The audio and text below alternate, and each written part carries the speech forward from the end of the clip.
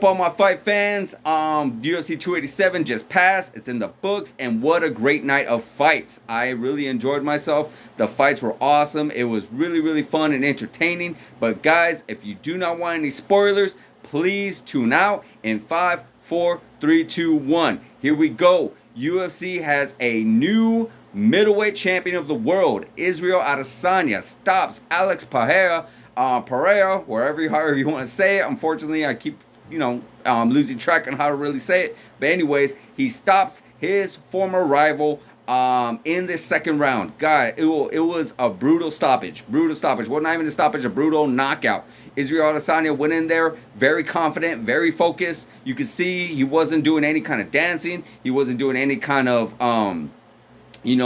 fancy ring entrances like he has done in the past. He went in there focused, determined, and wanted to end this rivalry once and for all. And he went in there and he actually stopped his rival Alex Pereira.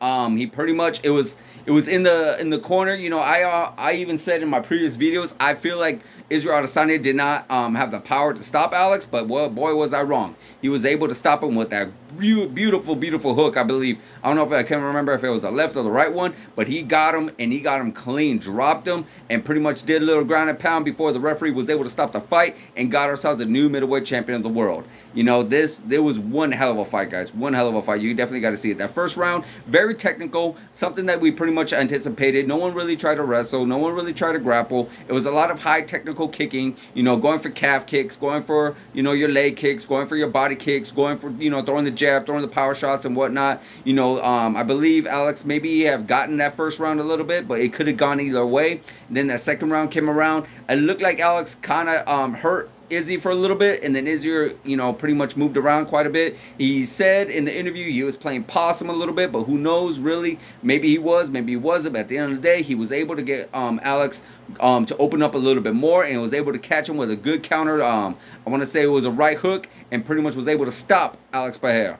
So yes, we got ourselves a new middleweight champion of the world. So now what is next? Well, it's hard to say why not have a part 5. Of course, we all don't really necessarily are too keen on it. We don't really want to be like, hey, let's see it again, because it kind of gets redundant, kind of gets dull after a while, after you're constantly seeing the same thing over and over and over again. So do we really want to see it again? I won't mind seeing it again, personally, my personal opinion. I definitely would not mind, but do we need to? No, not necessarily. But here's the thing, who is next, really?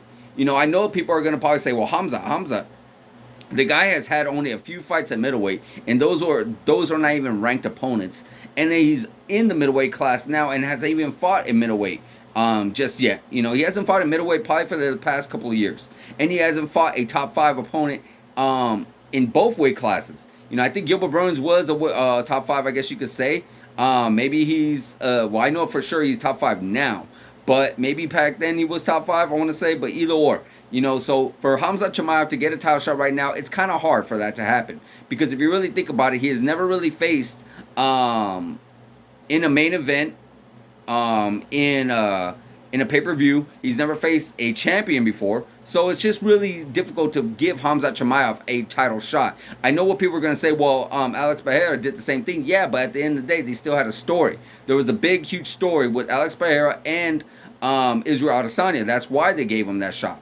So other than that, outside of that, who else is next in the middleweight division other than his former rival? And the only reason I say that is because these guys already fought 4 times. Twice in kickboxing and twice in MMA.